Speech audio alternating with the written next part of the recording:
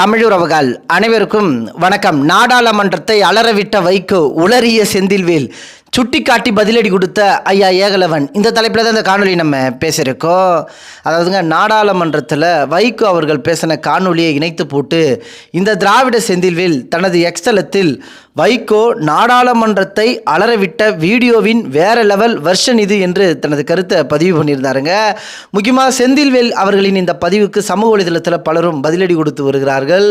அதில் MDM என்ற ஒரு ஐடியிலிருந்து இதை விட ஒரு செம வீடியோ ஒன்று இருக்குது, வெளியே வந்து கனிமொழி கிட்ட மன்னிப்பு கேளுங்க அப்படின்னு கத்தின வீடியோ. அதே போல் பிரவீன் என்ற சகோதரர் வந்து மன்னிப்பு கேள் கனிமொழியிடம் மன்னிப்பு கேள் என்று வைகோ அவர்கள் கோஷம் போட்டதை சுட்டி காட்டி பதிலடி கொடுத்திருந்தாருங்க. அதே போல ஐயா ஏகலவன் அவர்கள் வைகோ அவர்கள் பேசுற அந்த காணொலியை இணைத்து இப்படி உரிமை தாண்டா 1.5 லட்சம் ஈழத்தமிழர்களுக்கு காவு கொடுத்து வேடிக்கை பார்த்தாலு என்று தனது கருத்தை பதிவு பண்ணியிருந்தாருங்க. பாஜக கொள்கைகளை பல இடங்களில் இந்த திமுக நேரடியாக ஆதரித்து வேலை பார்த்து வருகிறது. அப்படி இருந்தும் சண்டை போடுவது போல் சில இடங்களில் நாடகம் ஆடுகிறது. இதை வைத்தே இந்த திமுகவினர் நாங்கள் பாஜகவை எதிர்க்கிறோம் என பல இடங்களில் உருட்டி கொண்டிருக்கிறார்கள்.